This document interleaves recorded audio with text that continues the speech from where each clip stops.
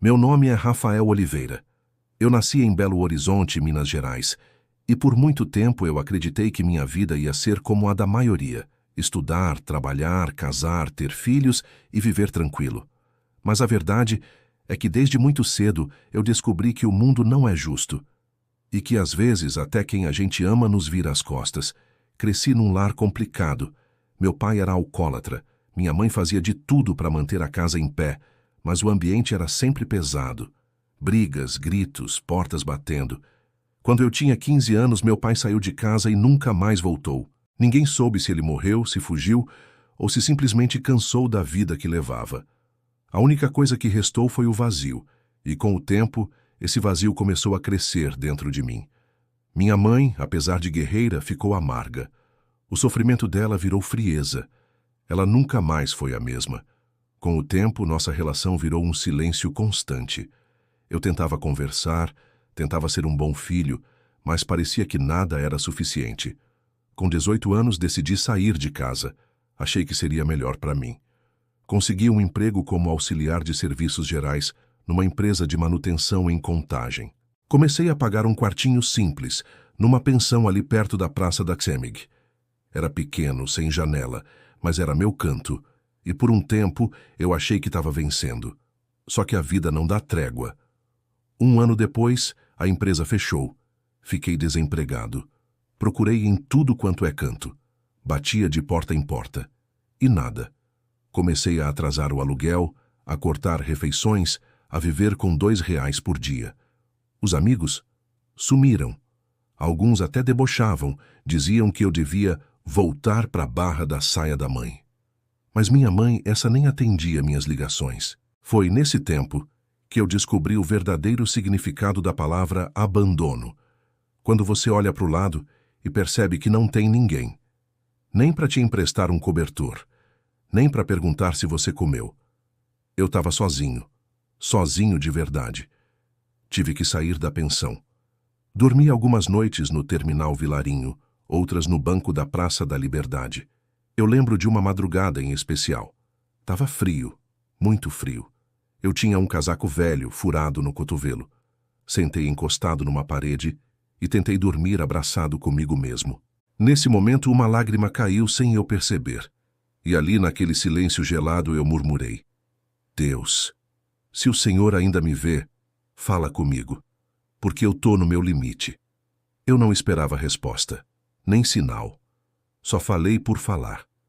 Porque quando a alma pesa demais, até os descrentes oram. Mas no outro dia, algo diferente aconteceu. Na manhã seguinte àquela oração sussurrada no frio da calçada, eu acordei com o rosto molhado, não de lágrima. Era chuva mesmo, uma garoa fina, fria, como se o céu também chorasse por mim. Eu estava tremendo, com fome, e por dentro me sentindo um pedaço de nada. Levantei devagar, fui até a Avenida Afonso Pena, e fiquei parado ali olhando os carros passando. As pessoas com pressa, todas com seus casacos, guarda-chuvas, indo para algum lugar. E eu só queria desaparecer. Eu não aguentava mais ser invisível. Não aguentava mais ser o cara que ninguém nota, o rosto que ninguém lembra. Foi quando uma moça passou por mim. Ela devia ter uns 40 anos. Estava com uma sombrinha vermelha. Ela parou, olhou para mim e disse: Você já comeu hoje? Eu travei. Fazia dias que ninguém me olhava nos olhos, muito menos perguntava algo com interesse de verdade. Eu só balancei a cabeça em silêncio. Ela tirou uma marmita da bolsa térmica e me entregou. Disse que era estrogonofe. Eu agradeci com a voz embargada. E quando peguei a comida, ela falou: Deus mandou eu sair com 2 marmitas hoje. Eu nem sabia por quê. Agora eu sei. Aquilo me desmontou por dentro. Eu não conseguia nem agradecer direito. Sentei na beira da calçada, comi chorando. Cada garfada era um misto de susto e gratidão. Não era só o estômago que estava sendo alimentado. Era minha alma. A partir daquele dia, comecei a prestar mais atenção nos sinais. Às vezes era um copo de café quente de um desconhecido. Às vezes, alguém deixava um casaco esquecido num banco. Um dia encontrei uma Bíblia velha, toda marcada, deixada numa caixa de papelão perto da entrada de um edifício abandonado. Peguei aquela Bíblia como quem pega um bilhete de socorro. Comecei a ler aos poucos, mesmo sem entender muita coisa. Mas tinha algo ali, algo que me abraçava. O Salmo 27 me pegou de jeito. Ainda que meu pai e minha mãe me abandonem, o Senhor me acolherá. Eu li essa frase e chorei como uma criança, porque era exatamente o que eu estava vivendo. Eu fui abandonado, por amigos, pela família, pela sociedade. Mas algo ali dentro de mim começava a acreditar que talvez, só talvez, Deus nunca tivesse ido embora. Numa dessas tardes, entre um banco e outro, sentei no pátio da Igreja Batista da Lagoinha. Nem entrei. Só sentei ali do lado de fora, tentando sentir alguma coisa. Vi gente entrando e saindo, muitos de Bíblia na mão, alguns me olhando com aquele olhar misto de pena e julgamento. Mas teve um jovem chamado Pedro que se aproximou, sentou do meu lado sem dizer nada. Depois de uns minutos ele falou: "Cara, posso orar por você?" Eu respirei fundo. Nem sabia o que responder, mas balancei a cabeça afirmando. Ele pôs a mão no meu ombro e começou a orar baixinho. Não lembro as palavras exatas, mas lembro da sensação. Era como se um cobertor invisível tivesse me envolvido. Eu tremia, mas não era de frio. Era como se Deus tivesse finalmente sentado do meu lado. Como se ele dissesse: "Rafael, eu estou aqui. Eu sempre estive aqui." A partir dali, Pedro começou a me encontrar com frequência. Levava um lanche, sentava para conversar, me apresentou à equipe de acolhimento da igreja e um dia me convidou para entrar no culto. Eu estava com vergonha, roupas rasgadas, sujo, fedendo, mas ele insistiu. Entrei pela porta dos fundos, sentei lá atrás, quase me escondendo. Mas foi naquele culto, com uma palavra simples, que tudo começou a fazer sentido. O pastor falava sobre o filho pródigo. E no momento em que ele disse: "Mesmo sujo, mesmo longe, o pai correu e abraçou o filho", algo em mim se quebrou. Porque eu era esse filho. Sujo, longe, esquecido. Mas pela primeira vez em muito tempo, eu senti que podia ser abraçado. Naquele culto, escondido no último banco, eu chorei como se minha alma estivesse vomitando anos de dor engasgada. E ninguém me mandou sair. Ninguém me apontou o dedo. Pelo contrário. Quando o culto acabou, umas 4 pessoas vieram até mim. Me abraçaram, perguntaram meu nome. Olharam nos meus olhos como se eu fosse alguém. Eu nem lembrava como era ser tratado com dignidade. A partir dali, as portas começaram a se abrir. Pedro me ajudou a entrar num projeto social da igreja. Eu consegui um lugar num abrigo temporário. Ganhei roupas, alimentação e, pela primeira vez em muito tempo, um colchão de verdade para dormir. Mas o maior presente foi o cuidado.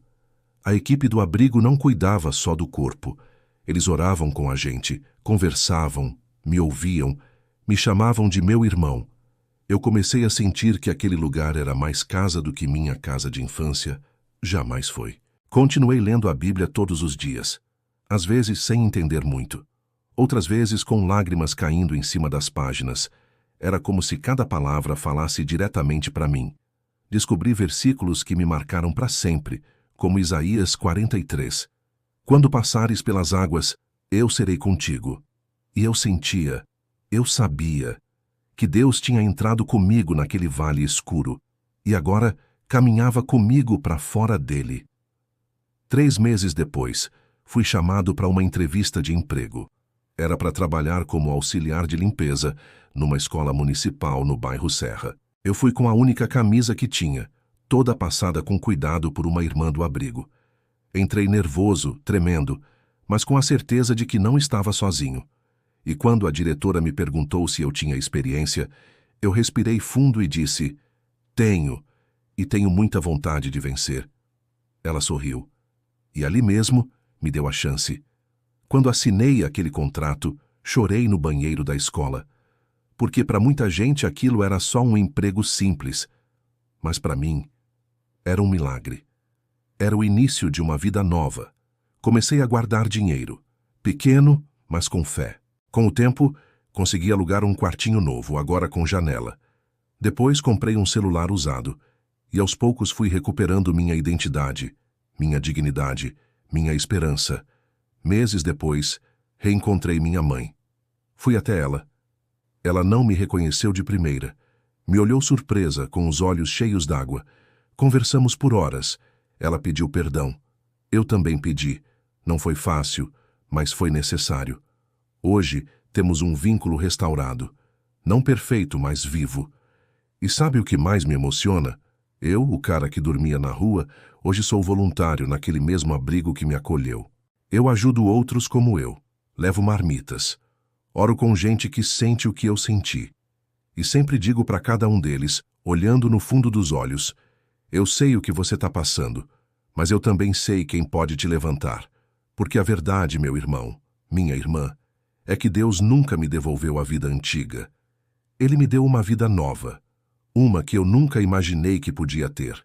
Não rica, não perfeita, mas com sentido, com propósito, com paz. Hoje eu sei, ser abandonado pelos homens não é o fim. Porque quando todos viram as costas, Deus me estendeu a mão.